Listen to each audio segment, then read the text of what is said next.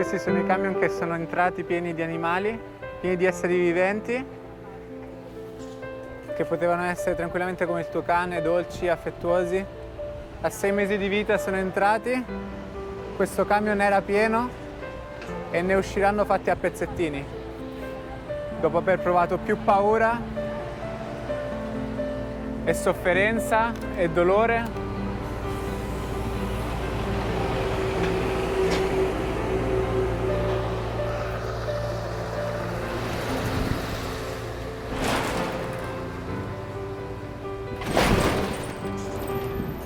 Camion specificamente creati per trasportare esseri viventi che vanno a morire. Questa è l'umanità, questo è quello che abbiamo creato. Ci hanno venduto che abbiamo bisogno della carne per le proteine, abbiamo bisogno delle uova per gli omega 3, abbiamo bisogno del latte per il calcio, ma queste sono tutte frasi basate sul marketing. Si possono ottenere tutti questi nutrienti da vegetali, legumi, semi, noci. L'unico motivo per cui hanno fatto questo marketing è per coprirci la verità, quello che sta succedendo. Uccidere degli animali che non vogliono morire non è mai giustificato. E adesso che la verità sta venendo a galla, qual è la tua giustificazione? L'odore è allucinante.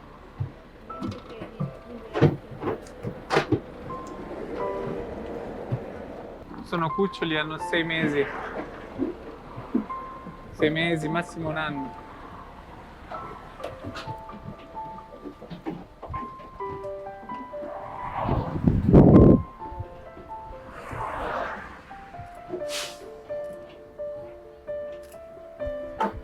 Ciao. Ciao patato. Ciao. Sono cuccioli. Non so se si vedono le ferite. Le ferite queste succedono perché fanno questi viaggi in condizioni orribili, ammassati uno sull'altro. I maiali sono molto intelligenti, quindi si stressano e combattono tra di loro. Gli animali fanno questi lunghi viaggi senza acqua, senza cibo, per arrivare ed essere uccisi. L'unica volta in cui loro vedono la luce del sole è quella in cui vengono caricati sul camion per poi essere brutalmente uccisi anche da quasi coscienti.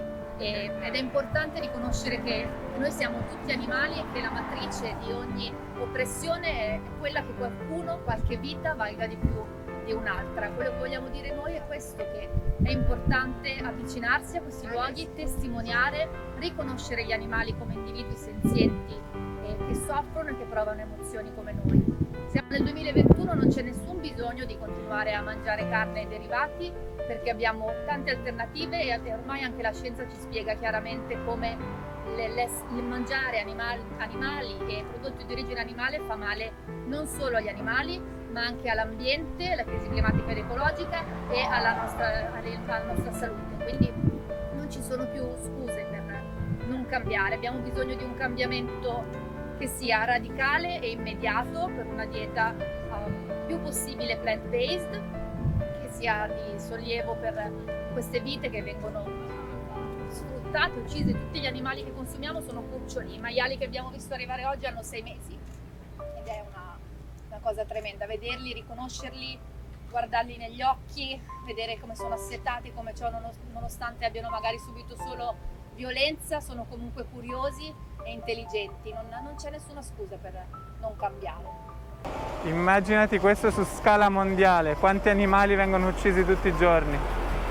Questo è solo un mattatoio in Italia. Camion della morte, non c'è altro nome per loro.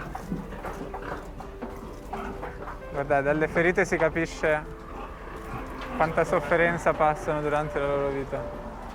La puzza che c'è è allucinante. Le condizioni in cui vengono trasportati questi poveri esseri viventi.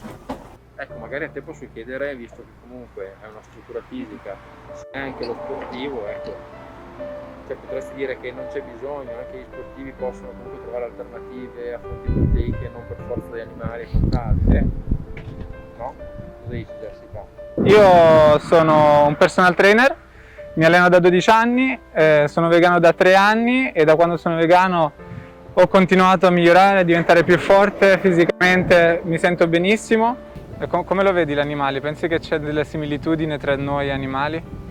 L'unica differenza penso che noi abbiamo la consapevolezza di pensiero, di ragionare, magari l'animale non lo so, forse è sempre istinto. No, sono meno complessi, però abbiamo tante cose in comune. Ma ragionano anche loro. Certo, per gli animali, sai perché passano queste esperienze bruttissime? Eh sì, che non li mangiamo. Finché la gente li mangia ci saranno sempre. Il problema è trasformare le persone.